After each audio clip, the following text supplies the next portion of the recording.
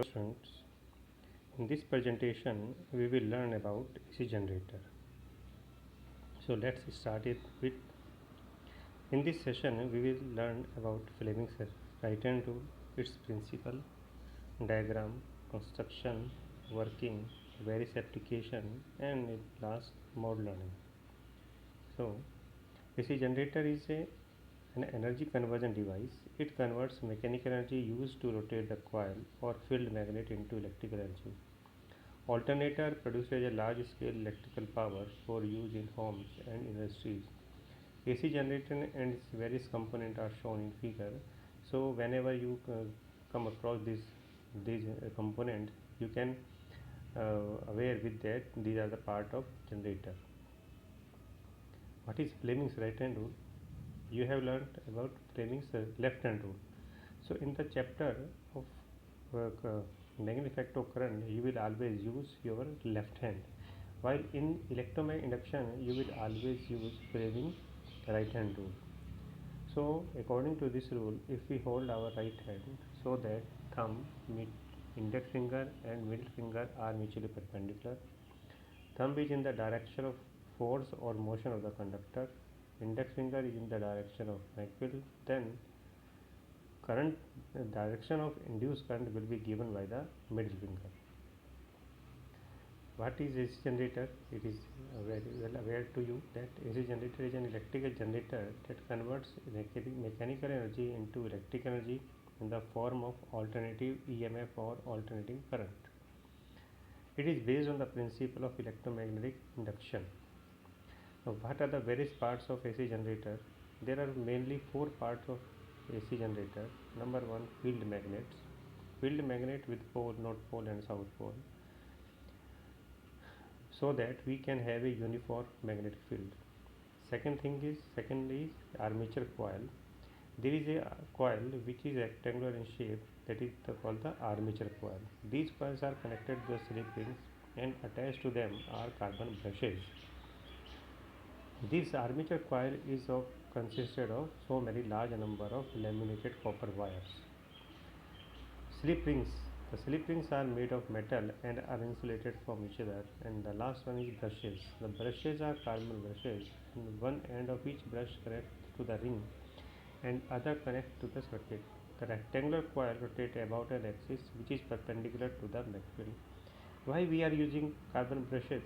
We can use metal pieces, but due to friction between slip ring and the metal piece, a part of energy will be lost in the form of heat. So to avoid this loss of energy, we are using carbon brushes. These are made of graphite, and the most important property of graphite is that it also acts as a lubricant, so it reduces the friction. Now come to the working of an AC generator. When we rotate the coil in such a way that RPQ goes down and RS comes up from the plane of the diagram, means it is rotating anti-clockwise. Then induced EMF and induced current is set up in the coil. By Fleming's right hand rule, you can find out the direction of induced current, which is along the coil is PQ, RS, R2, B2, B1, R1, P. When the half rotation is complete, the arm PQ comes up and RS goes down into the plane of the diagram. By again using the Fleming's right hand rule, the direction of induced current can be found out, which is PR1, B1, B2, R2, SR, The direction of induced current in the coil is always anti-clockwise, but since the rotation is changing, the slip rings, therefore the way of current is alternately changing. Therefore, if one way of the current is taken as positive, then the reverse current is taken as negative. Therefore, it is called the alternating current, and the corresponding wave is sinusoidal.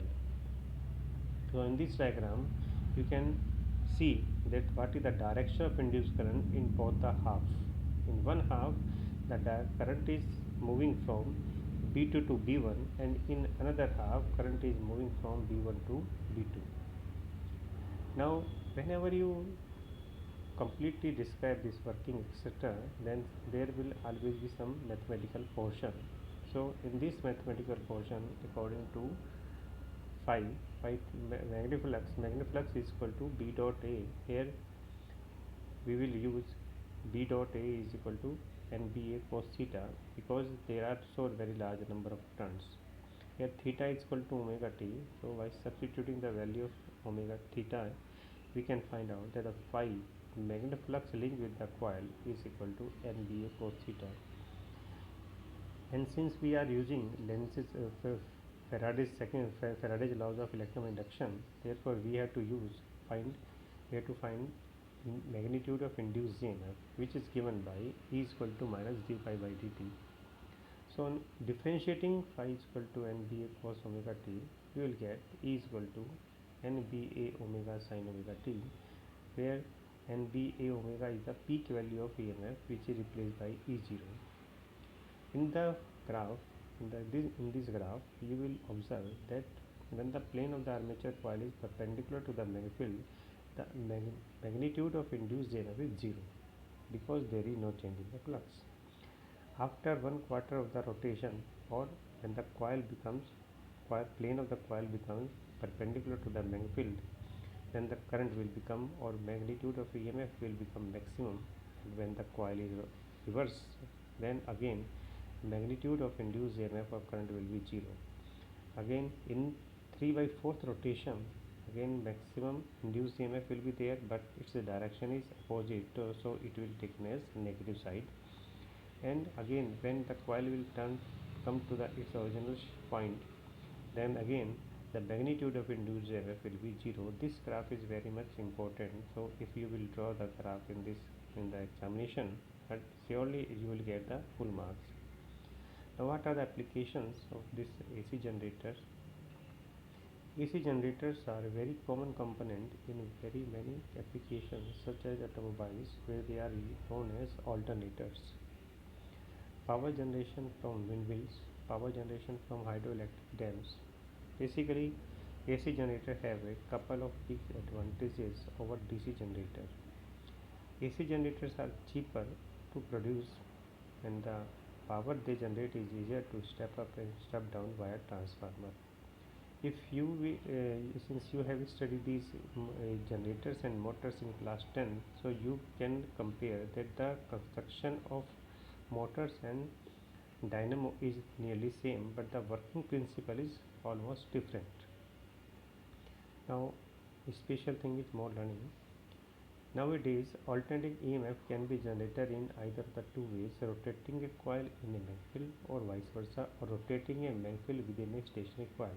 But nowadays the rotating field magnet is mostly used to generate the alternating current or EMF. The AC can be converted into DC by using rectifiers, since you are using mobile charger.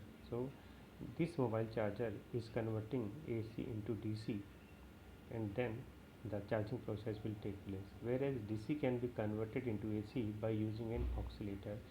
In your homes, when electricity gets failed and you have installed a inverter, then this inverter converts DC of the battery into AC, so that your electrical appliances may work. So hope you will enjoy this session. Thank you.